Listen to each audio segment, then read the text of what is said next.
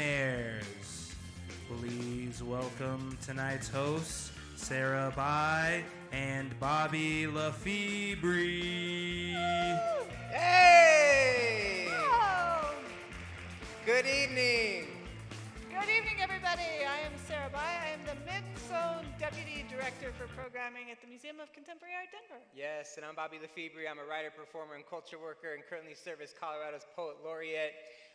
Together we co-curated and are now co-hosting this season of Mixed Taste here in North Denver at the Holiday Theater. Just by... Oh, Woo, that's yeah, worth give it up for applause. that. Go ahead, applaud. Sorry to make some noise. By a round of applause, how many of you have been to the Holiday Theater before? Okay. A few of you. And let's keep it going. How many of you have been to Mixed Taste before?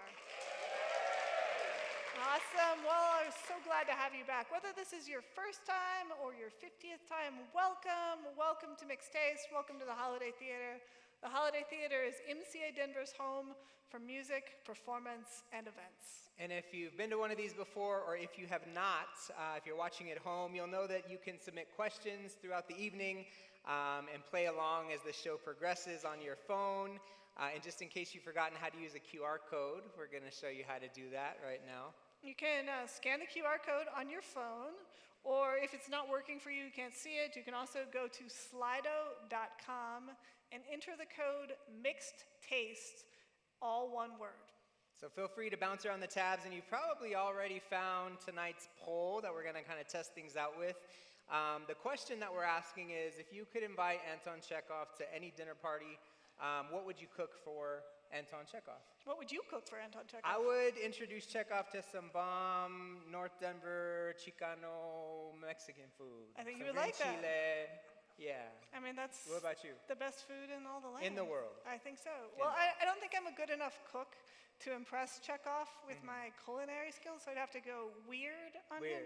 So I think we do all Waffle Wednesday. Waffle Wednesday. Yeah. Okay. It is Wednesday. All right. Which is Waffle Day. Yeah. So we'd have some waffles. Okay. Sweet Let's see what waffles. folks are saying. They'd say Savory Taco waffles. Bell. They would take Chekhov to Taco Bell. Oh, we got some borscht. I think that's a... Yeah. Mole negro. That's a good choice. Oh. Lasagna. Chex Bix. That feels bold. Ramen from Uncle. That's a good choice. Summertime, a nice borscht. I think it's a little risky to cook borscht. You can't do that unless you're culturally there. Don't do that. Pupusas, good choice, good Let's choice. see here. Edible panties. Get the edible panties out. What flavor though? Very Strawberry, curious raspberry. which one of you is cooking edible, The edible panties for panties. Chekhov? And just like that, we have changed course for the evening, folks. Exactly. All right, you get it. As the night goes on, you'll be able to type questions to the speakers in the chat, not just, conversation. And at the end of the night, we're going to give a prize to the person who makes the best connection between Nightmares and Anton Chekhov. So you'll be sure to enter your name if you want to be eligible to win the prize. All right. Yeah? Let's do this. All right, so Mixed Taste is a mashup series where we bring together two experts who each present on different topics, and then we have a live Q&A after their sessions, and we take questions from the audience at the same time. These Both two folks at questions. the same time. At the same time. Yeah, they like doing Yeah. that. I'm new to this, and apparently that's a thing, so let's try it again. Yeah. We're going to try this again. So, we have a live question and answer session on both topics at the same time. Very good. There we go. They're pros. Better? Yeah, they're pros. Yeah, You're pro all right. too. Cool. All right. During the first speaker speaks for 20 minutes. The second speaker speaks on their topic for 20 minutes. During the first part of the program, we allow no connections between the topics. None. No connections. But during the Q&A, anything can happen, and quite frequently does. Yep. And in between talks, we're going to play a game, which is going to be really, really fun. And we're going to invite a local poet to join us on stage for that game. And that local poet's also going to be taking in everything that's happening tonight and then perform for you, read for you what they've been able to take in, distill, and share. So it's going to be really, really cool. All right. So let's introduce our first speaker. Let's do it. We're going to be introducing tonight Stefan Brackett, who will be speaking to you on Nightmares. Not nightmares. No, Nightmares. Mayors. Nightmares. So Stefan is a renowned musician. He's an activist. He's an educator. He passionately advocates for change, dedicating his life to finding innovative solutions for pressing societal issues. Collaboration, creativity, and unwavering perseverance form the foundation of Stefan's approach. He believes in thinking beyond conventional boundaries and overcoming adversity. His infectious enthusiasm inspires others to embrace their dreams and push limits. Currently, Stefan is working closely with the City of Denver to establish an Office of Nighttime Economy, which he'll tell you more about tonight, which is a groundbreaking initiative for a vibrant, safe, and inclusive city. So please give it up for Stefan Brackett.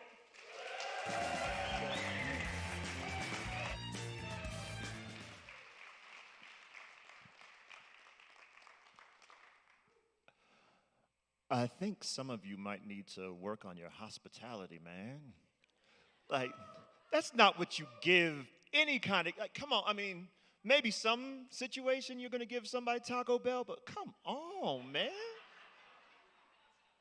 I don't care that he's like an incredible playwright. He's a human being who should you should cherish his gastrointestinal tract as a guest. Like, that's an interesting choice. That's an interesting choice. Yes, I'm Stefan Brackett. I'm happy to be here. I'm also not here to mess around. Nightmares. Along with being confusing when you hear it, it also sounds a little menacing. And I gotta be honest, y'all, that's one of the things I dig about it. Right? Just like, ooh, a little dangerous. What does that mean? So, but I want to talk about a little bit about like nightmares, even like that homophonic connection to dreams gone wrong, I think also is a great way to encapsulate how we think about our nighttime economy. Oftentimes, the first associations when we think about what goes on at night are not necessarily positive things. Now, you know, like when somebody says, I am the night, you think about a billionaire who is traumatized by crime who then uses his vast resources to beat up poor people. I may be biased, sorry, but I do think it says something that like this is a hero. This is like what he says, I am the night. When we talk about the night, we are already in some kind of mythology that is negative. And I want to talk about what are the other options. I started with a joke about hospitality, but so often when we're actually talking about the future of our city and the aspects of it, we are talking about hospitality, about what are we saying about who belongs here. And what are we sometimes unconsciously saying about who doesn't? Now, I mean, but I'm not going to say that all associations with the night are necessarily negative. It could also be whimsical in certain ways. But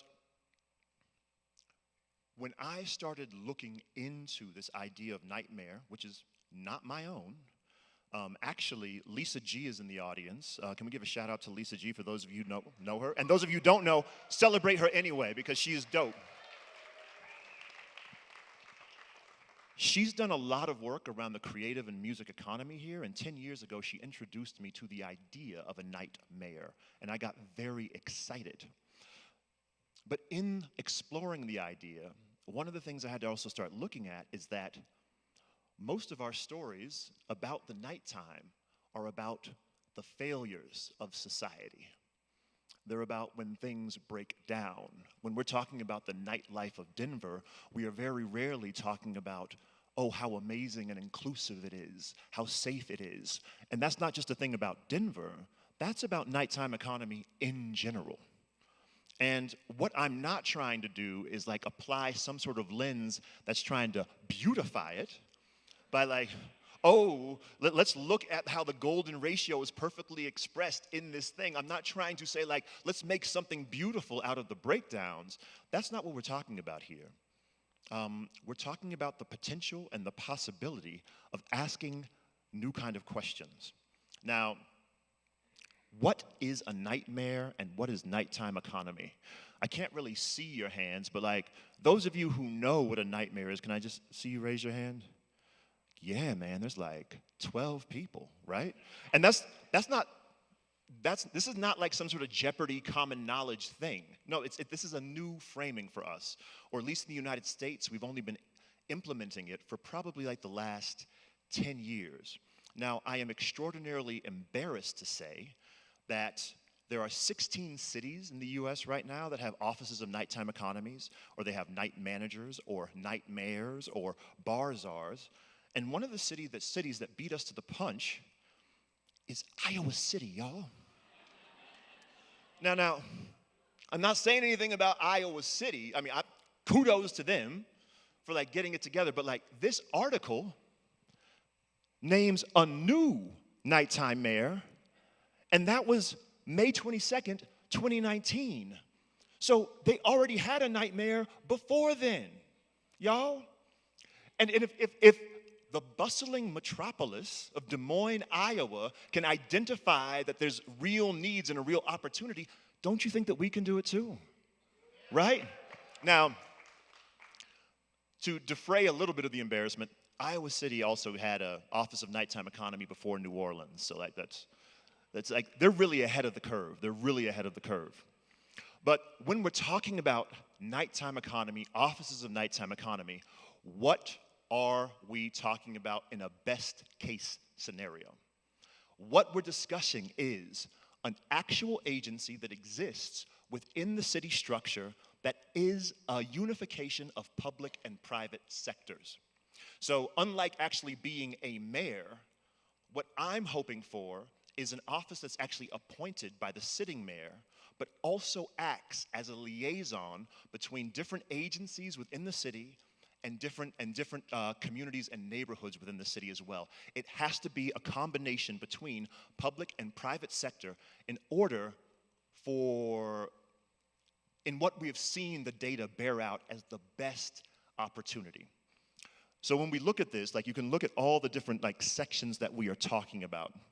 And the thing that I love when I'm talking about this nightmare stuff, when I'm talking about nighttime economy, I don't have to make stuff up.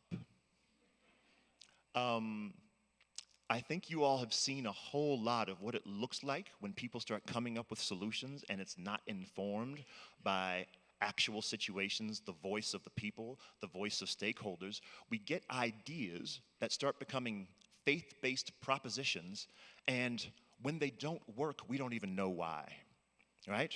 But what I love about nighttime economy is that Europe has been ahead of the curve by about 20 years.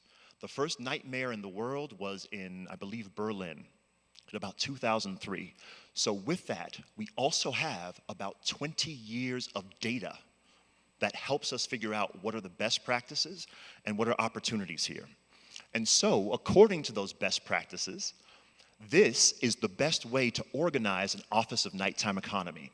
Not as an authority with legislative power over all of these sectors, but as a connector sitting in the middle of the spider's web to facilitate conversations between all of those sectors. Now, what I love also is that data doesn't have the same kind of agenda. And what I've been really loving right now is if I'm looking at what have been proven effective ways to incorporate police into nighttime and bar activities, there are over 50 papers that I can look at that have been peer reviewed and can draw from when we are talking about solutions here. When we are talking about the safety of women and what successful interventions there have been across the United States and across the world, we can look to peer-reviewed papers and see what the implementation was, where it was effective, and where it was not. What geeks me out about all of this is that we actually have the opportunity to do a surveying of what our nighttime economy is and what it isn't. At the same time, we're going to uplift the voices of our community, and most importantly, I can't wait to engage our city in the possibility of how they want to celebrate their time here. After COVID, I've seen as an activist that folks are exhausted about surfacing problems. And I think at this point in time, when I talk to communities, They are so excited about talking about how they want to spend their time and celebrate their time in the city. The beautiful thing about that is it doesn't invisibilize any of the issues, but it helps us prioritize how we dream into solutions. And so with that, we have data to look into it. What will we do with the data? What will the process be? In my life, I have been a child, like many of you here. I think everybody, unless any of you were like formed like Athena, fully formed out of your father's head and such. If so, kudos. But for the rest of us who were born in children, we were all children at one point in time. I have been an educator, a licensed teacher. I helped found the organization Youth on Record. The role and the importance and the elevating of children in our city has been a priority of mine. But also, children are the canary in the coal mine for almost any system, any structure. And with that, I want to reintroduce the concept of a sundown town. Now, for those of you who know what it is, it's familiar and it's a deep wound in the history of this country, but I want to explain it. So, for many years, a lot of times people highlight it as though it was part of the Jim Crow South, but it was actually, they existed far longer than that, and most sundown towns were not in the South. Many of them were in the Midwest and the West, including cities like Loveland and Golden. And what sundown towns were is that it was declared, oftentimes by signage, that if you were a black person in that place, you would not be protected by the law after the sun went down. It was not law, but it was showing you what the culture and what the norms of a place were, letting you know that you were no longer safe, okay? I feel that now the city of Denver is effectively becoming a sundown town for teenagers. The data is also bearing this out, and the data is bearing it out not because it's excluding teenagers in the data set, it's because we're not talking about them at all. We're not including them in any of our urban planning. We're not even showing that they exist. And by that, we are actually creating a city where we're showing kids that after dark, you have no place here. You have no protections here. And any of the things that we see around marginalization break even more drastic lines when it comes to young people, right? There is a term called the ethics of care. And if we look at what the role of young people and teenagers in our city, we see that there's a massive gap in how we are caring for one another. Now, let's get to the upside of this scenario. Remember I showed you about the thing about data? If we start the process in which we start surveying, reaching out to community groups, talking to young people, talking to parents, families, schools, pediatricians, healthcare centers, all of these things, we now start getting a map of where young people are, where they're moving, what kind of opportunities there are, and where they're not. Here's some interesting things that the data bears out. While the outdoor spaces at night, kids also absorb the mythology that it's not safe. So they start feeling like when they go out, it won't be safe, and it gets further confirmed. But if we start setting up outdoor spaces for them, it also ripples down to creating more indoor spaces for them.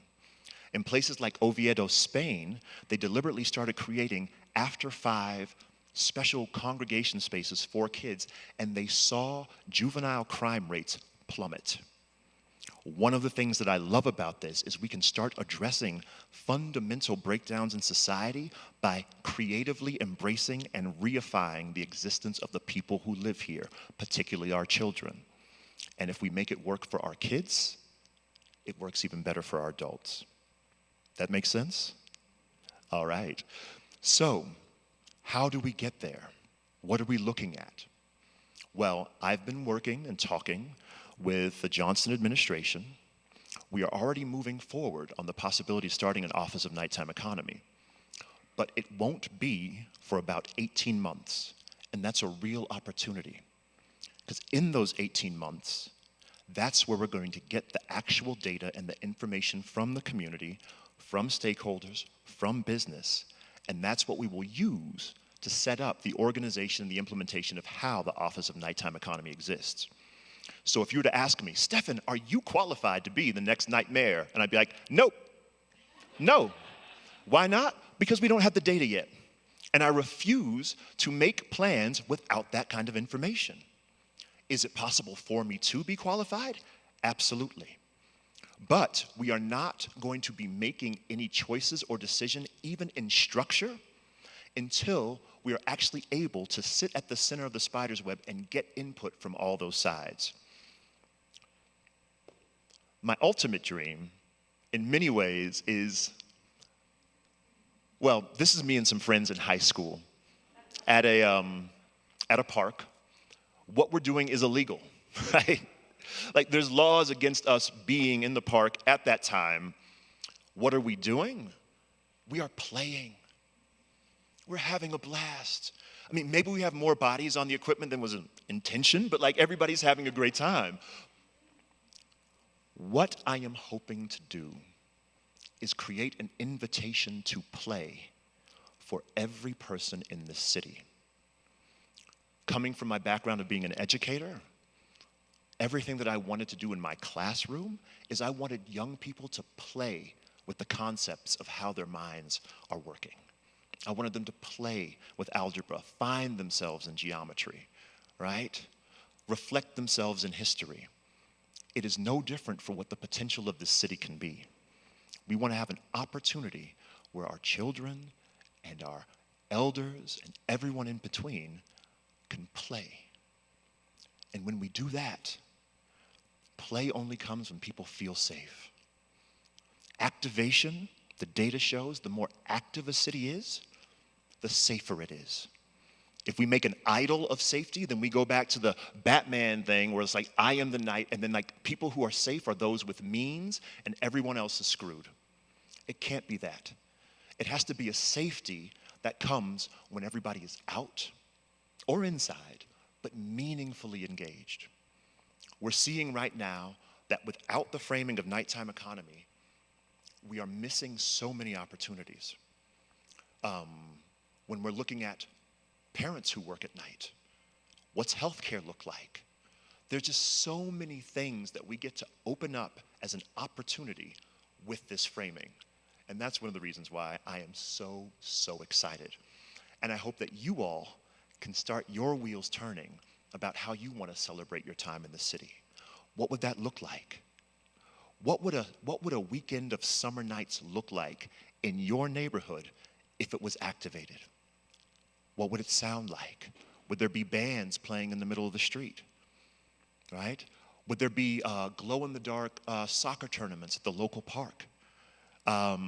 Would there be a situation in which the gyms at the school that's only a few blocks away from you and your families is open at night so they could play in different leagues? Or maybe does it look like libraries being open later? Right? All of these beautiful opportunities that can only be accessed if we start dreaming and thinking, how do we want to be here? How do we want to celebrate? Thank you.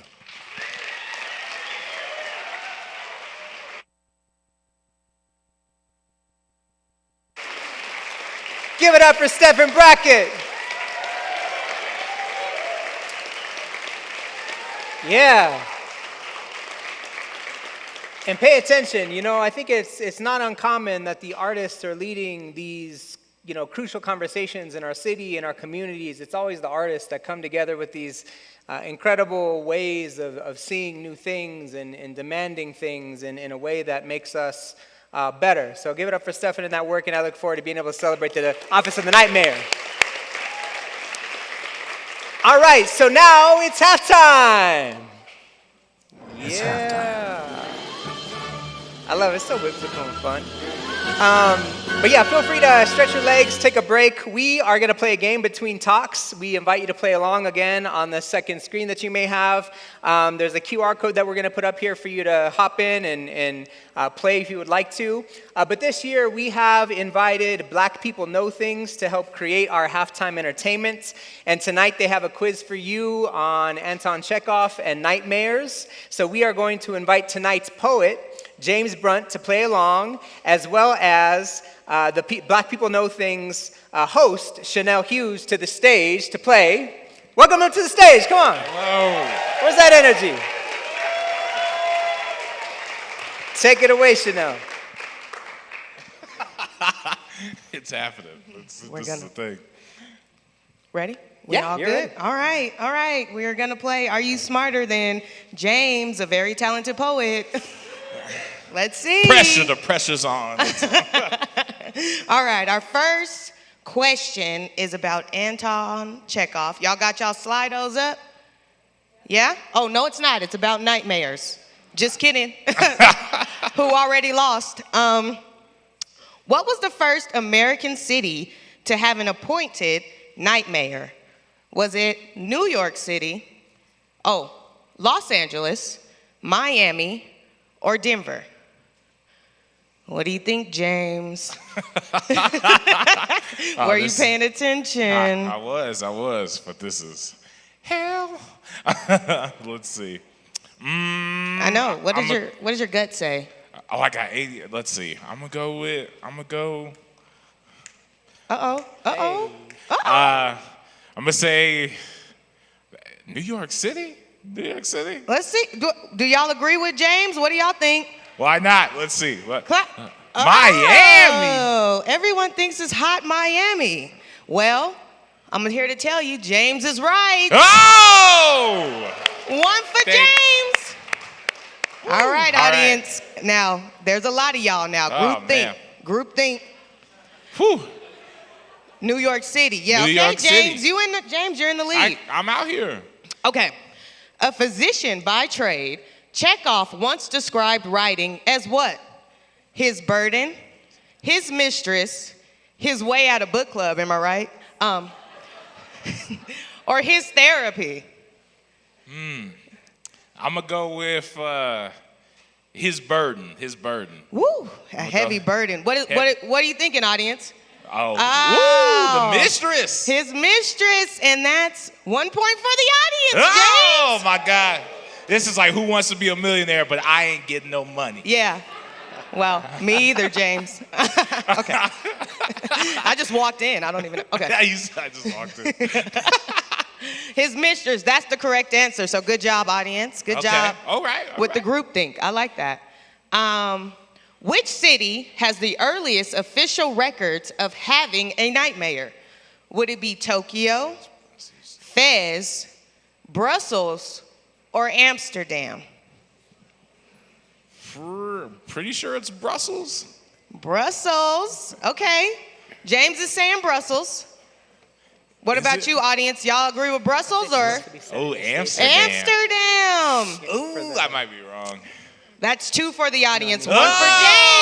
Oh. They're blowing you out the I water. suck at this already. Come on, James. I gotta pick it up. Wake up. I'm out here. Yeah. The next one's We need me. to start Yeah, pulling wake out up right now. Amsterdam. Huh? Okay. Anton Chekhov is known as one of the seminal figures of what theater movement? Would that be modernism, They decided to wait colonialism, naturalism, or expressionism? Expressionism? Expressionism. What is the audience? What is audience? Agree? Oh, they are agreeing with you. Let's go. Come on. Y'all all wrong. It's modernism. Oh, my God. It's modernism. Oh, no. I'll let that pass because we did nightmares first, but. We did do nightmares first. Right? Cheating. They cheating us. It's modernism. That's our answer. Modernism. Yeah, that's a good one. Okay. How many U.S. cities now have night mayors? Would that be 34, 3, 8, or 15? This was mentioned in the talk too, James. 15. 15. Okay, 15. Audience agrees? I'll go with 15. All right, Bet. that's one for the audience, one for 77%. James. Bam, bam, bam. So y'all at 3, you're at 2. Oh, I'm sucking right now. All It's right. okay. I think that there's one more question, so you could tie it up. I could tie it up. There's one more question. All right. But they might beat me still. It's true. Anton Chekhov's nephew, Mikhail, is credited with creating this acting technique used by some of the top actors and actresses in Hollywood. Would that be the Anton method, the Chekhov method, the Chekhov technique, or the Chekhov steak grill pattern? That's when you turn the grill 5 degrees every 5 minutes. Y'all know about that one? No, okay. All right, nobody knows. Oh, You look like you know. the Chekhov recipe. What? That ain't no recipe. James? Ain't no recipes out here. Ain't no steak out here. I'm gonna go with the technique. Audience, Chekhov what are y'all technique. thinking? It's right. I'm thinking So, technique. yeah, that's 4 for the audience. Hey, I mean, okay. wait, 4 and 3. Good job, audience. Good job. Yeah. So the audience, they knew their stuff tonight, James. They did. I messed up. I was sleeping on that one question. It's all right. I let y'all down. I'll come back at the end. I'll make it up to you. I'll Yeah. do something good. He'll make it up, or we'll find him by North High School. What do y'all guys? All right. Thank y'all so much. Enjoy the second half. Thank you so much. Give it up for your hosts and your poets. I am really, really excited to introduce our next guest. Jennifer McCray Rincon received her BA in Theater Studies from Yale University and an MFA in Directing from the Yale Drama School. Ms. Rincon came to Denver as the head of acting at the National Theater Conservatory, where she remained from 1991 through 2008. Locally, Ms. Rincon has directed for Su Teatro, Shadow Theater, the historic Old Elitch's Theater, and was founding artistic director of the Lizardhead Theater Company in Telluride. Since founding Vision Box Studio in 2010, Jennifer has taught acting to Denver student and professional actors in 5-week sequences that culminate into performances. When I was thinking about who I wanted to invite to these stages and how we were going to curate this, it was important for me to bring people that were passionate about what they did to no end. And if I can say one thing about Jennifer, if I ever love anything as much as Jennifer loves teaching acting, I will have done well in this world. So it is my great pleasure to welcome to the stage my teacher, my friend, Jennifer McCray Rincon.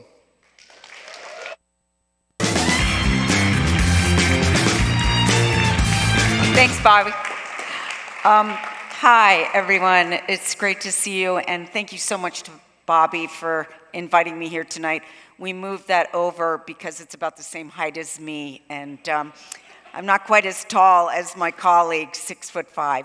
So, but anyway, I'm going to jump right in. Most people who know me know that I am in love with Anton Chekhov. I admit it. I met him in about 1977 and have been in love with him ever since, and I'm sure it's reciprocated. One of the things, I'll tell you a little bit about his background because it is important to give some context, but really what I want to focus on as quickly as I can get to it is why does it matter to us today, both audiences and artists? Why do we care about him so deeply? He was born in a very difficult time in the 1860s in Russia when the serfs were freed, but it created absolute chaos. They were forced to purchase their land. They became indentured slaves, really, to the landowners. Chekhov's father was a serf, and once they were freed, things did not get much better.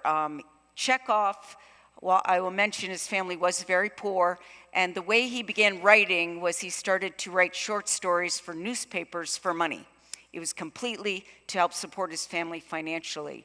They moved to Moscow, and he became a physician. Many people don't know this, and it's very important to know that he was a doctor. It informs all his writing. He was a humanist. He had a passion for understanding human beings. why they do what they do, who they are, how they tick. Now, there are a couple things about this time in medicine. My father was a doctor and talked to me many times about this. This was a time when there was no penicillin. It hadn't been invented yet. So doctors were very, very advanced, intellectually understood the human body, but they could cure nothing. No illnesses could be cured. So the only thing they could do was operate, and the anesthesia was chloroform, and many patients died under chloroform. So here was Chekhov, a doctor, incredibly well educated, understanding so many things, and yet could do almost nothing to help anyone. He began to write plays, and about the time he started to write plays, he was also showing signs of tuberculosis. So in addition to being a physician at this time, he was a physician who knew he had a terminal illness. And he lived with this illness for almost 20 years, and he died at age 44 of tuberculosis. His last play that was published was The Cherry Orchard, and an incredible play, and he did live to see it, but he died way, way too young. Who knows what would have happened had he lived longer. I'm going to jump into his writing and why it's so important to us. He literally revolutionized the theater. Up to this point, all theater was very theatrical, if you think about the Greeks, gods and goddesses and heroes and legends and mythology, even Shakespeare is all about the poetry of the language, and again, kings and queens, but what Chekhov wrote was ordinary people in their ordinary lives. We've come to call this realism. To us, in our own theater, this does not seem so revolutionary, but at the time, no one had ever written this way. And because it was so different, a new style of acting, producing, and directing had to literally be invented. And that's when we come across the Moscow Art Theater and Stanislavski, which many of you may have heard that name. He was a director for the Moscow Art Theater. He directed all of Chekhov's work. They fought a lot, as playwrights and directors do, but he really is the kind of reason that these plays were able to be produced the way they were. And he had to literally retrain actors to think and behave in a completely new way. Something began to happen which was called interior realism. This is nothing new to us now. We think of it normally. Actors try to understand who the character is, what their backstory is, what they care about, what they love, and mostly, what do they want. We think that acting is about emotions, but it isn't. It's not about what the character is feeling, it's about what the character's doing because of what they're feeling. And this was something that Stanislavski began to articulate. And we then go to something called, well, no, I'm going to jump to those two guys in a minute. But the idea of objectives, what does a character want in a play, is what we really care about, not how do they feel. And I'll talk about that in a minute. I also want to mention these two guys. They changed my life. Also was in love with both of them. Nikos Sakharopoulos, I'm in love with a lot of people. Nikos Sakharopoulos was a Greek director. He went to the Yale School of Drama in directing. I met him in 1977 as a sophomore in college, and he changed my life completely. He taught Chekhov for a full year, and he, after many classes where I talked the most of anyone, like I still do, he said, you should not be an actress, Jennifer. I want you to be a director. And he took me to Williamstown Theater Festival, where he trained me, and I met the greats of the American theater, and I was never out of a job for the rest of my life. I credit my entire career to him, and he taught Chekhov. And what he said was that Chekhov wrote about how hard it is to live and what we do to go on living. Then Earl Gister, also a Yale guy, Yale Drama School, 1980 to 1999, one of the greatest teachers of acting in American history.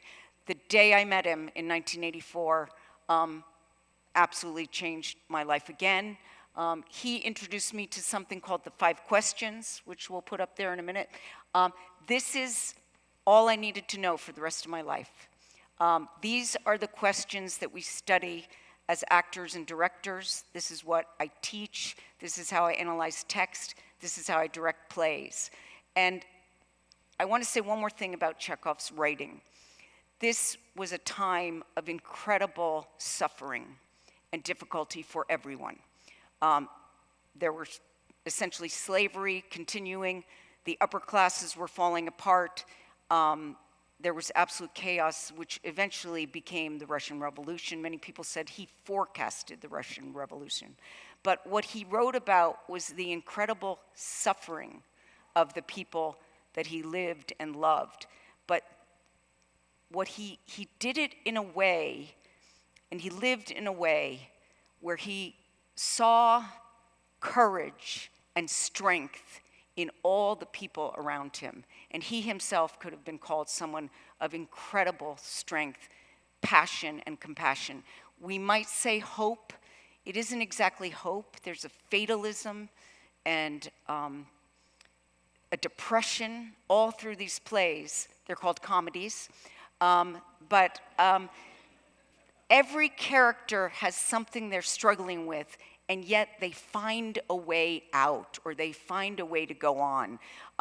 There is suicide in a lot of the plays, but characters say things like, maybe we don't know how to live, but the people who come after us will.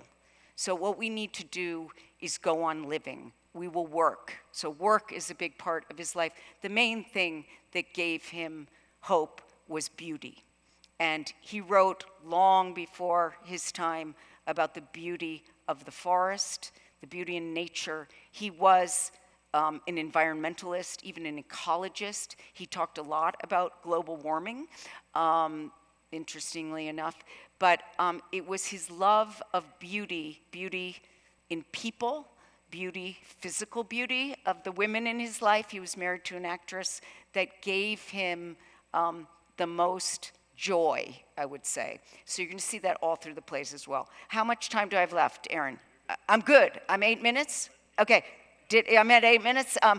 We all know I talk too much. So anyway, when they said 20 minutes, I was like, oh, that's fine. But the reason we're doing 8 minutes is that what I really want to do is let you see some work from some of our actors. We had a couple actors, one actress got sick, and I would like to say thank you to Andrew Feltzer and to Maggie Sapita, who are stepping in. That's what we do. We have a company and we all help each other. And they're going to do a scene not from The Seagull that we were going to do. You had a drink out there called The Seagull. We're going to do a scene from Uncle Vanya. But it's also a great choice because there's the character of Astrov is a doctor, very much Chekhov, and a young girl who is madly in love with him. He doesn't even know she exists pretty much, which is typical of Chekhov plays. There's always someone in love with someone who has no idea they even are living, and they're in love with someone else. So Astrov is in love with Yelena, her stepmother. Sonia is in love with Astrov, and this is an incredible play. All of them are. And so we're going to show you a scene from it, and then I'm going to ask you a couple questions at the end. So I do want you to take a peek at that. I'm not going to go into it tonight. If you want to learn more about the 5 questions, come find me. We teach class every single night. Any of you are welcome. And thank you again, Bobby, for letting me stand up here and talk about my best friend, the love of my life, Anton Chekhov. So, okay, we are now going to do a scene from Uncle Vanya by Anton Chekhov.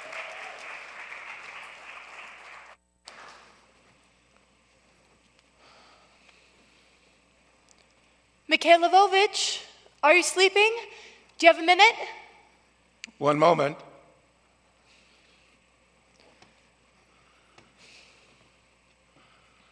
What can I do for you?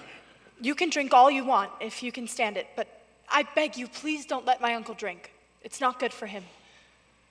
Fine, we won't drink together again. I'm going home now, signed and sealed. The sun will be up by the time they harness the horses. It's still raining. Wait until morning. The storm's almost over.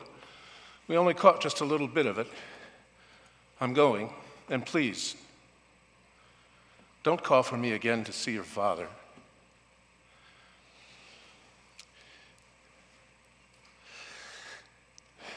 I tell him it's gout, and he says rheumatism. I tell him to lie down, he sits up, and today he wouldn't even talk to me. He's spoiled. Do you want to have a bite to eat? Sure. I love to eat at night. There's something in the sideboard. People say he was a ladies' man all his life, and his ladies have spoiled him. Here, have some cheese. I ate nothing today, only drank. Your father's a very difficult personality. May I?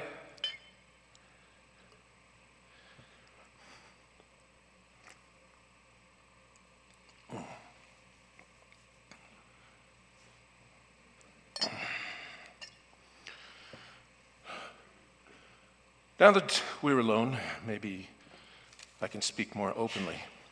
You know, I don't think I'd last more than a month in this house. I'd be choked to death. Your father is completely buried in his gout and in his books. Uncle Vanya in his depression, and your grandmother, and then of course there's your stepmother. What about my stepmother? To look at her, she's perfection. Face, clothes, voice, and soul. She is beautiful, there's no doubt. But in reality, all she ever does is eat, sleep, stroll around and bewitch us all with her beauty. Nothing else. She has no responsibilities whatsoever. Everyone waits on her, true? An idle life can't be a good life.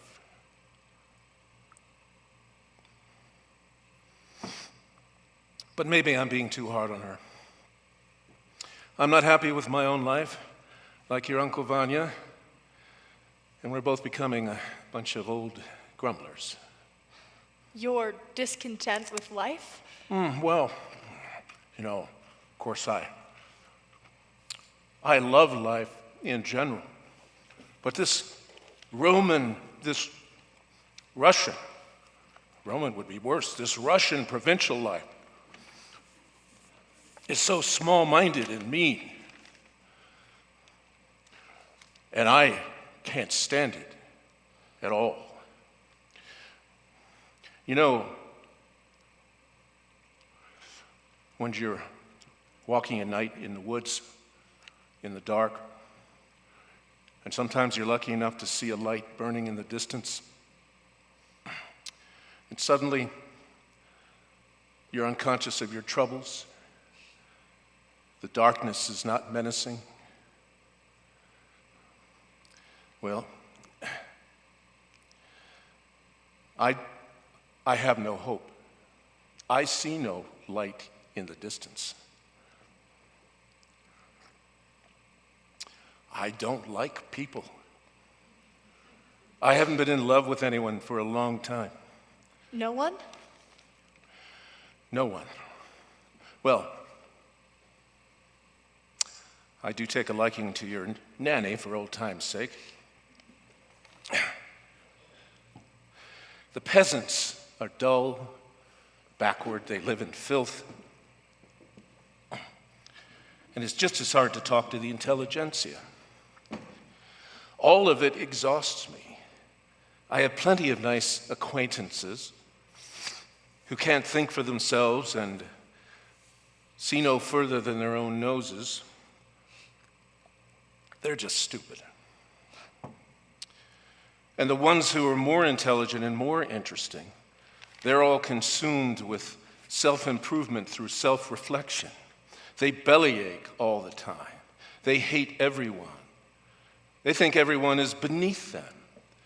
And when they meet you, they label you immediately. Oh, he's a psychopath, an eccentric, a freak. I love the forest. That's strange. I don't eat meat. That's really strange. It's impossible to have a true relationship with nature or with people anymore. No, that doesn't exist.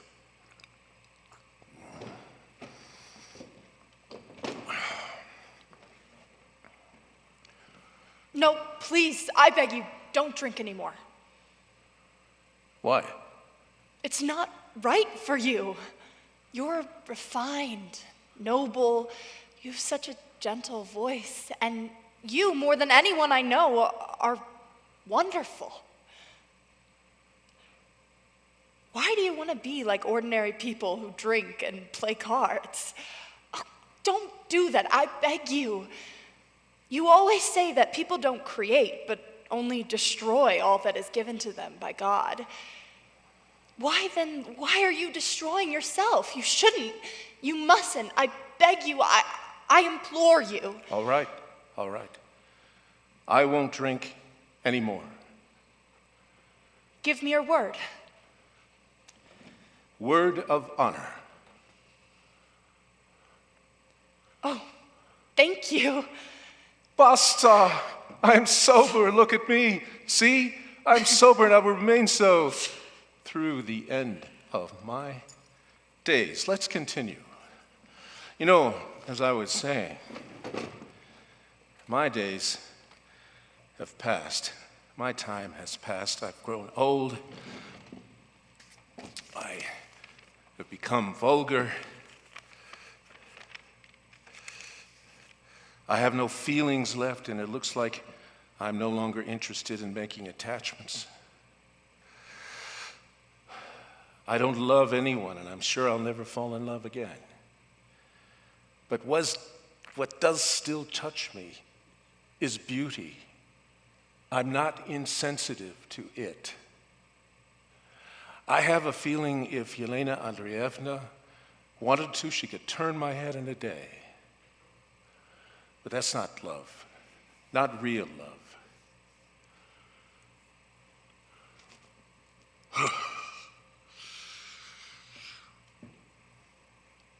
What's wrong? During Lent, a patient of mine died under chloroform.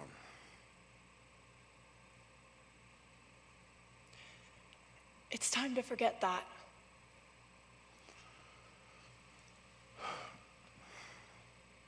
Tell me, Mikhail Lvovich, if I had a friend or a younger sister, and if you knew that she, well, let's say, she loves you, what would you think about that? I don't know. Probably nothing. I'd give her to understand that I cannot fall in love with her. Well, if it's time to go, I must go. Say goodnight, my dear. I'll go through the back door if you don't mind, or else I'm afraid your uncle might stop me.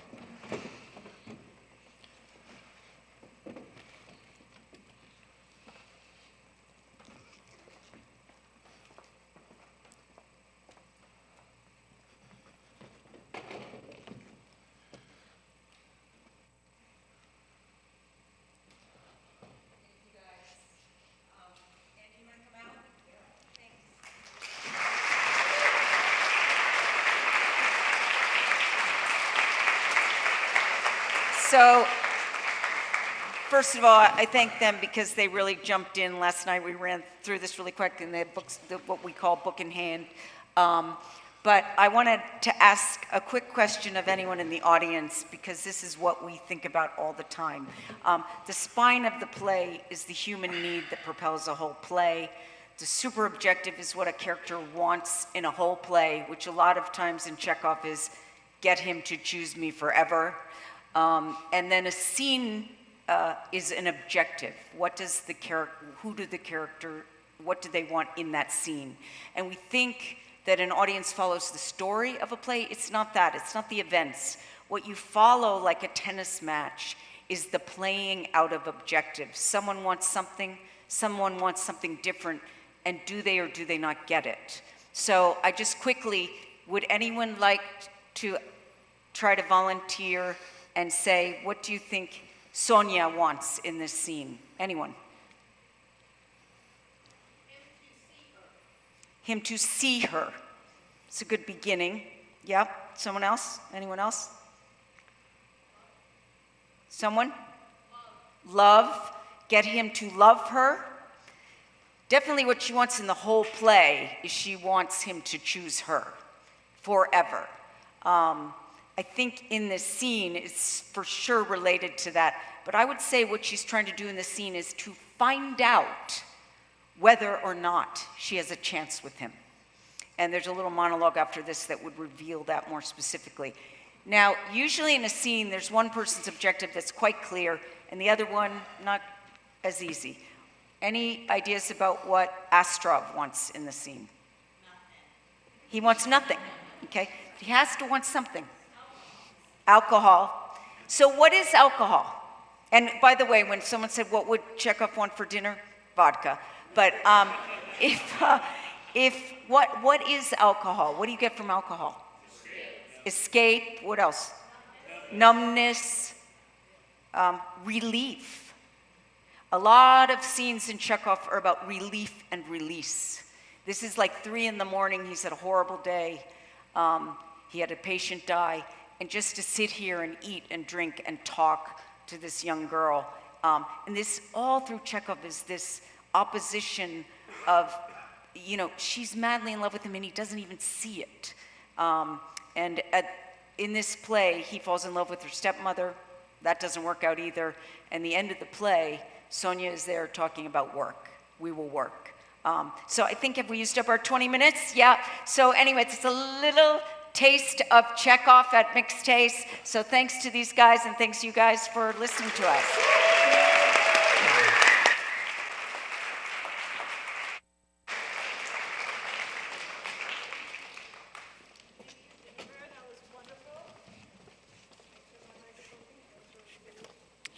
Check.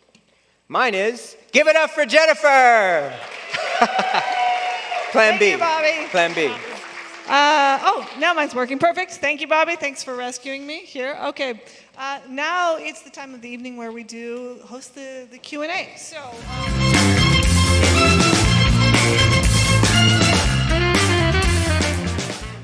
We invite you to bring up the QR code here on your phones. And you go to the Q&A tab, and on the Q&A tab, you can ask questions to our speakers. Again, if you can't find this, you can go to slido.com, type in Mixed Taste, all one words, and we're going to bring up both of our speakers, and we encourage you to draw connections between Nightmares and Anton Chekhov, if you can. And when we're going to celebrate those connections tonight with the gong, which, again, thank you, Bobby.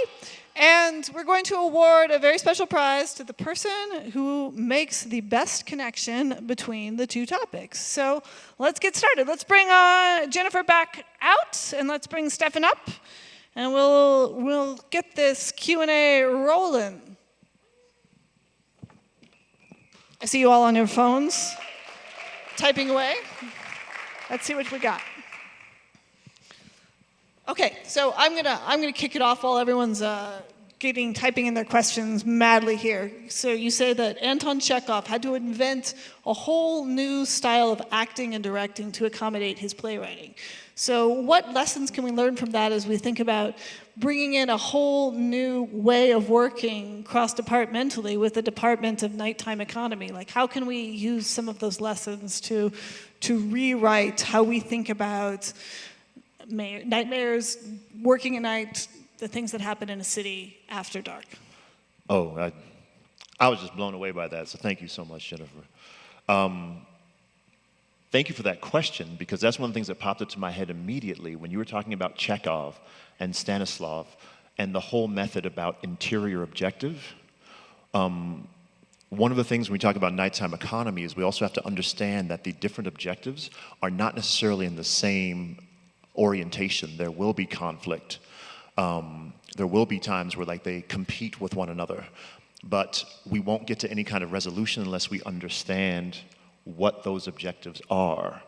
And as long as we don't try to paint a brush over like all kids or all moms or all black people in the city. No, it's like, no, we have to be able to truly be able to engage and figure out the different interior objectives of different circumstances of a lot of different people in order to get to a conversation that has truth. So I saw that like being very clear. Yeah, I love what you just said. I mean, and a big thing is changing our mindset. I mean, changing the world. And that was something that Chekhov, for whatever reason, he saw the world around him differently than everyone else. And he was willing to write about it, talk about it, and envision a future that was different than the one he was living in, even knowing that he was about to die. He wanted a new way of life, and he just wanted to make life better, which is what I heard in your speech. And I have kids, and it moved me to think about, I'm from New York City, and since I've moved to Denver, I've been here half my life, I don't think I ever go out at night. And I love the idea of making a city that has healthy, fun, human experience, not just from 9 to 5, so that'd be really cool. All right, the next question is coming from the Hyphen. And Hyphen wants to know, is ignoring the nighttime economy the chloroform of America? That's a crossover. Gonna give it a little gong. Is ignoring the nighttime economy the chloroform of America? Next question. Hyphen, that is a dope question. I was sitting back like trying to make that connection myself. I'm like, okay, wait. So we're sick, right? And we got a lot of intelligent people knowing like the parameters of the illness, but if we don't have the conversation around nighttime economy, then are we just watching our cities slowly die? So I do think that in many ways, the ignoring what's going on is akin to watching people like slowly suffer. And I think even if we take it to the next level, those of means, those with resource, just get to enjoy the slow suffering a little bit more. And those without are in the depths of depravity and being ignored and marginalized. But yes, I think the chloroform thing is totally apt. And I think that's also why it's long past due that we start looking at what this means to be looking at nighttime economy. You know what I thought about when you said chloroform, the word that came in my head was Netflix. and my kids talk to me all about this, that we stay at home in our houses, and I would say probably almost all of us in this room, what do we do at night? We watch streamed shows. I mean, I stay in my bedroom after rehearsals for hours watching Netflix and whatever. And I think it's killing us. We're disconnected from each other. I think we're disconnected from ourselves. It is a kind of chloroform. It is a kind of numbing of our souls, bodies, and minds. And, some escape, we all need relief and release. That's different than escape. Escape that doesn't take us anywhere. And so that's what I thought, for whatever reason, I'm trying to change some things about myself right now. And Netflix is one of them. No offense to Netflix. It's, a lot of my friends do Netflix. It's really good. But people know I'm a Netflix addict, which is not good. Okay, yeah. I think that goes for many of us. Confession, yeah. In the room. All right, this next question is from Batman. I see you out there, Batman. All right. Batman asks, what would Uncle Vanya say to Batman about darkness? Well, Uncle Vanya is a different character in the play who's also madly in love with Yelena. He works on the estate, and Astrov is also in love with. What would he say to Batman about the night? About darkness. About darkness. Or the night. Or the night. He would say, I drink, and I drink, and I drink, and then I'm afraid. I'm afraid of the dark. I'm afraid of being alone. The dark is when I feel I'm sad and disconnected and lonely, not when I'm connected to people and family and beauty. So I think, again, the idea of nightmares is to give us joy in the night instead of being afraid of the night. And I'm one of those people, I'm a little scared at night. And so I love that, to take that away, you know. So, and Batman, okay, Batman, good, yeah. Well, I think I would actually add that if you look at it from a psychological lens, of all the people in Gotham City, I think Batman is the most afraid of the night. He's fighting tirelessly to make sure that the trauma that took his parents away from him doesn't happen to anybody else. And he's dedicated all of his time, energy, and resources to it, but ultimately it's a futile thing. He can't stop tragedy. And so I think he's put himself into a costume to make him try to feel less afraid, but he's oriented his entire life around that fear. I think that's a crossover. I'm going to go again. Yeah. All right, this question comes from iVodka. I hope you guys are remembering your pseudonyms out here, because one of you, Batman Vodka, is going to win the prize. iVodka asks, if Chekhov's sixth play was The Nightmare of Denver in 2024, what would the two main characters' conversation be like at 12 a.m. Union Station waiting room? That is also a crossover. Gonging. Okay, I can say it again if you want. Sixth play, Nightmare, Denver, main character's conversation. It's 12 a.m. Union Station waiting room. Union Station waiting room. Yeah. Well, it might be me and you. And I'd be saying, so where are you going? What train are you getting on? I don't have a ticket. I don't have any money. I don't know where to go. Where are you going? I'm waiting for a bus that will take me to a place where I don't have to face my pain. Can I come with you? If you know where we're going. I don't know where we're going, but I'll go with you. It is better not to go alone, so perhaps we'll wait here until that bus shows up. Okay. I'm waiting. There you go. There you go. This question is from SM, and SM wonders, how would the nightmare answer the actors' 5 questions? Oh, wow. Okay. We can They're not pull up them back there. up. That's a crossover, by the way. Gonging. I can tell you what they are. Yes, please. Okay. Who am I? Is question number 1. Question number 2 is where and when am I? Question number 3 is what do I want? Number 4 is how do I get what I want? And number 5 is what do I do once I do or don't get what I want? Okay. So number 1 is who am I? So I think looking at the lens of nighttime economy in the city, I think the first and second, what's the second one again? Where and when am I? Where and when am I?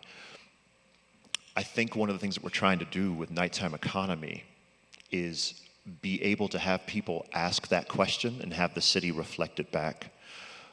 We are all creatures of place, and if we don't feel seen or welcome here, then we are strangers in the place in which we are living. That is a crisis. That is an unfortunate circumstance. That is an injustice. So in people being able to identify where they are and when they are and who they are here, if we have a place that can hear that, then we start getting to a city that actually includes all of us.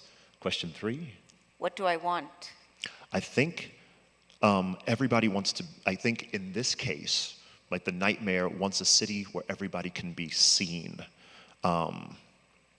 And I think that's really easy to make that sound idyllic, but I want to actually be able to get to a place where interventions, or at least conversations, policies, or even advocacy that's coming from communities is uplifted to such a degree of resonance that people can see themselves in the discourse of a city.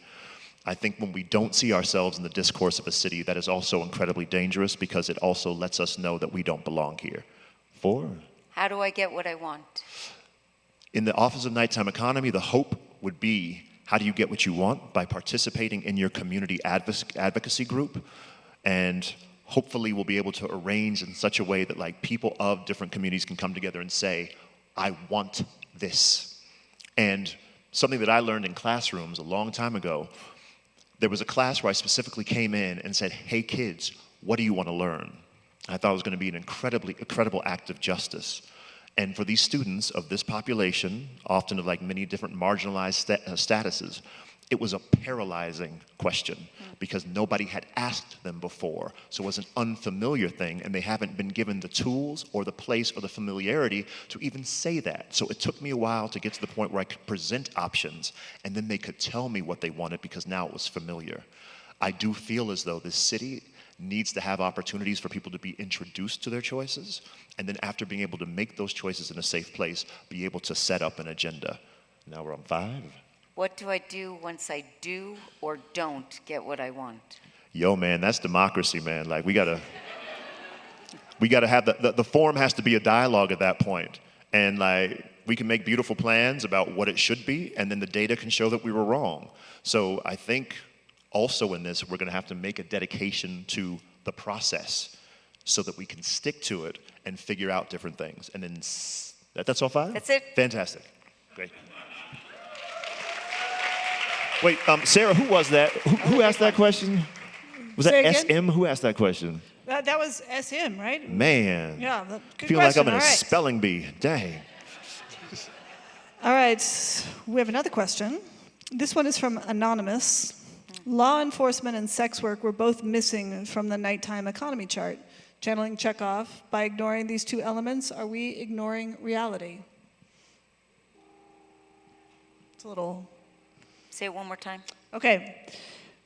Law enforcement and sex work were both missing from the beautiful chart that Stefan had drawn up about the nighttime economy and how it interconnects. So thinking about Chekhov, if we're ignoring those 2 things, are we ignoring the reality? I've got a question for both of you. It's interesting, there's no police and no sex workers in Chekhov that I can remember. There are soldiers. So the soldiers are, kind of bored and sitting around and eventually get put together to keep going somewhere else. But if we ignore these things, certainly in terms of the nightmare aspect, these are both big parts of our night experience. It doesn't quite stimulate some Chekhov thoughts in my head, but I think it's interesting. He doesn't really talk about either of those 2 things, but I would assume it's a big part of some of your conversations about this. Yeah, I actually think that the circles those are far more general, because I don't think it said like high school sports leagues or like a lot of the things in specificity. But yeah, there's no way that those things aren't aspects of it necessarily. And in particular, like, we have to start figuring out ways in which law enforcement participates or not. I think even during my talk, I spoke a little bit about it, but honestly, that chart is not exhaustive, so it is in no way like saying that those things aren't important. That chart is also pulled from another research paper kind of a thing, but is not fully encapsulating all the aspects. And one of the reasons why it's not is that the community is going to be filling in what those circles are, and that was just a template kind of a thing. We've talked a lot about Denver. Andrew has a question that takes us to Chekhov's home in Russia and asks if there was a nightmare right now in Russia, maybe there is, maybe you know. What would their primary concern be, or if there is, what is their primary concern with Russia in Russia right now?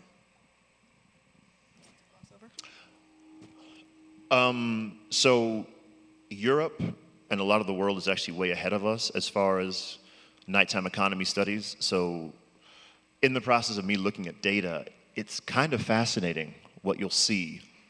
There was one paper that was talking about representation of nighttime states as expressed in Russian literature and how it overlays with the data and the reality and informs modern practices and perceptions of the night.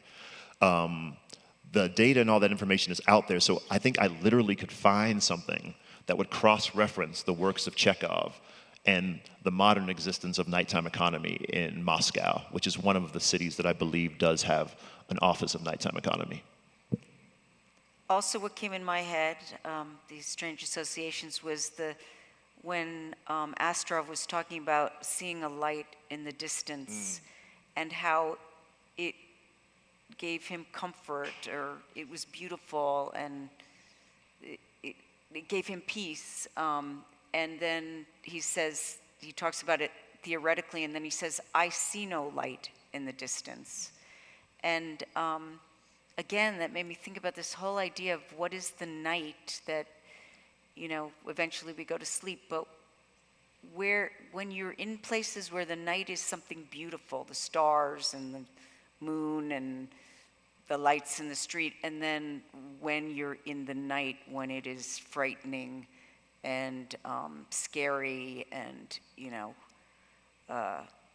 East Colfax in the middle of the night, or, I've been in some bad situations at night that, and the fear of the night. So I had a lot of connection to you when you were talking about, I also have 3 kids, like, wouldn't that be great to create a city where we saw beauty at night instead of fear of the police, drug dealers, violence, drinking, but could give other things to do other than drink and do drugs at night, to listen to music like you, and hear you play.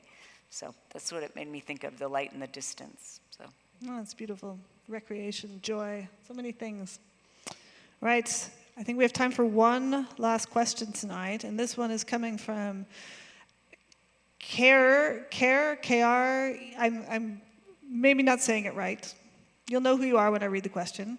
Would Chekhov support Taco Bell, which they label as delicious, Stefan, as a primary food source, as a nightmare, primarily due to the drama in the drive-through line at 2 a.m., which I'm sure you may have experienced yourself. Yeah. What is the question? Sorry. Would Chekhov support Taco Bell as the primary food source in the nighttime? Is our nightmare? Is there a nighttime economy brought to you by Taco Bell? I think is another way of phrasing this. First of all, when we were putting that up on the screen, and I was sitting near Andy, and he says it in the play, Chekhov was very ahead of his time. He was a vegetarian. I don't think he would like Taco Bell. Taco Bell actually has a lot of great options for vegetarians. They do have vegetarian options, okay. He might like that, but I think he would want us to be baking bread and, having great cheese and making pastries and, give people some good food at night. If you're going to be up eating in the night, let's make it. And you go to Bobby's house and you have him make you homemade enchiladas. Yeah, there you go. Well, that's right. I agree. Taco Bell is not real. Well, Jennifer. Sorry, I shouldn't have said that. By the way, I didn't gong the question. Yeah. There we go. Should not have said that. Jennifer, okay. I think this person is arguing that the cheese at Taco Bell is some of the finest cheese. And the tortillas are some of the best that a factory could produce. It's if we want the peak of peak capitalism, I think we're saying that Taco Bell, would a nightmare see that Taco Bell in the ecological landscape of the nighttime economy, that Taco Bell is providing a great service to those people who are participating in the nighttime economy. Is that what I'm hearing? Is like, we need to give it its propers in the terrible choices that people are making at night. And I say this, I gotta be real with y'all. Like, the reason that I got that Taco Bell hate is that there was a point in time in middle school and high school where that's all I could afford, right? Like, because there's a point in time you could get like 79 cents together and get a taco, or 99 cents. And there was a 59-cent menu too. There was a 59 cents, but for 99 cents you could get like a 7-layer burrito, like vegetarian. Vegetarian, like all of those things. Now, I will argue that while that's a service being provided, I would also love to argue that there maybe could be more things provided, particularly for, I remember like, do you remember like when the Taco Bell thing was only open in the drive-thru? So when you're a kid and you don't have a driver's license, you would try to like go through in like a shopping cart or something. So I'm talking about that. So I have a little enmity in that regard. But then like one final point is like some of this research and data is talking about children as tourists of the future, where in nighttime economies, we don't actually accommodate for them, but they're still participating in it. But since there's no space for them, they're kind of viewing what the future for them will be, but it's not their present because it doesn't include them. So in the same way, like, I don't want kids to have to go through in shopping carts, and I do want kids to be able to have something decent to eat as well as their adult counterparts. And I think Chekhov would endorse that as well. And I think that's a beautiful place to end this Q&A tonight. Give it up for Stefan and for Jennifer. Thank you so much for all your wonderful questions. And I believe that brings us to a very important part of the evening tonight. Do we go now? Prize time.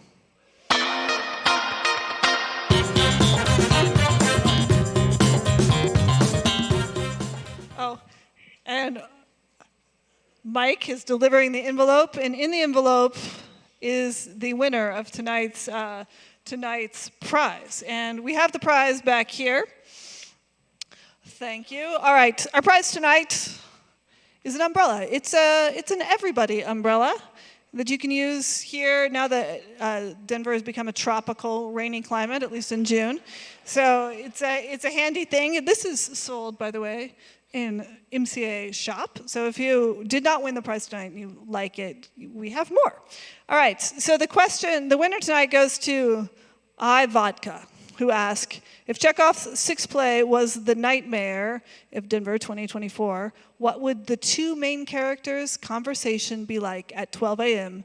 in the Union Station waiting room?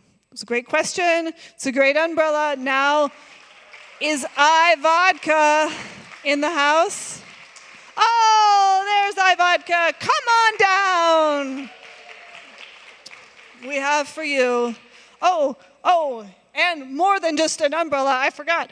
We also have a MCA tote for you, Tom Whitten. I want vodka to carry it in. Congratulations. Thanks for playing. All right. And now let's invite James Brunt to the stage to enlighten us with an original poem that he created here in this theater to connect nightmares and Anton Chekhov. Please give it up for James Brunt. Oh, hello, is it working? Oh, it is. Oh, I gotta go over here. Oh, lights. Hello. As you all were listening to the great speakers, give it up for the speakers again. Give it up for them. Everybody was doing great. That is some wild stuff we listened to. Lots of things going on. So I wrote this just now, okay? That during this whole time I've been sitting over there on my phone. Some people probably looked at me like, what is this mother? But I promise, I was paying attention. I was paying attention a lot. So this is what I got for you. Play title, The Night is Young of Chekhov. Waking up, you always taking everything around, checking your surroundings, making sure the light is shining through the window so you can feel the warmth of sun on your face. Taking those first steps out of bed to get your daily delight of coffee or juice. The world is yours. Then you go to the restroom and take one glance in the mirror, and suddenly the world fades away and the sun starts to dim, bringing on the night, making you start to ask one question: who am I? To that, I say, I am the night, not on some Batman stuff, but on some my skin is the shade of the night sky. And when people see me walking on the streets of the moonlight, some would even mistake me for a monster, letting their brains imagine some fool who is dancing and laughing, not a care in the world, living in the underground of drugs, fame, and girls. Strolling with a cane, no, strolling with a cigar, no, strolling with a gun. And yes, that makes the perfect picture without the sun. But what do I want? I want to live in the nighttime without fear in the soul. I want to dance so hard on my shoes that I lose my souls. I want to drink a simple drink and enjoy an intelligent convo in peace. I want to listen to music in my car, taking in the moon in the streets. I want to turn dreams into solutions and solutions into peace. I want to talk to my neighbor, truly talk to my neighbor. Then while looking them into the eye, I say, I may not know what struggles you have endured, but I want you to know I truly do love you. Like a serious case of tuberculosis, my time is ticking. I hear the whispers of change, and the public really needs it. I hear the secrets of secret nightmares, and the economy can really seize it. The ticking is kicking in.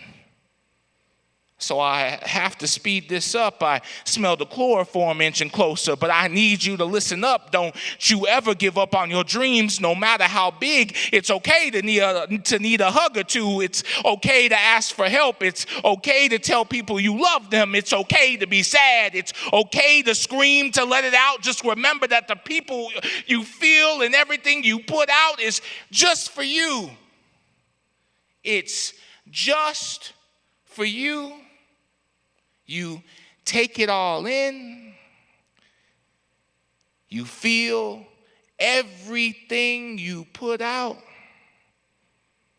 As I sit and look at all of you now, it is now turned to night. You have a choice to make. What do you do after this? Who do you talk to? Do you look more inside yourself or shout poems into the community? Do you become tourists of the future, or is this the end of your destiny? The choice is yours. The choice is yours. Thank you.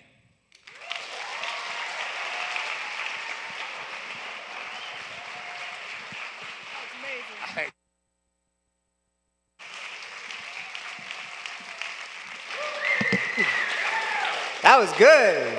Give it up for the poet.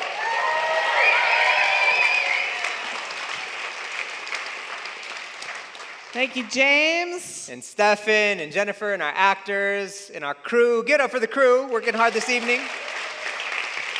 And thank you, audience, for coming out tonight, braving the night, and coming and joining us and spending your evening with us. We hope to see you back here next week when we talk about Orphism and hip hop. Good night. Good night.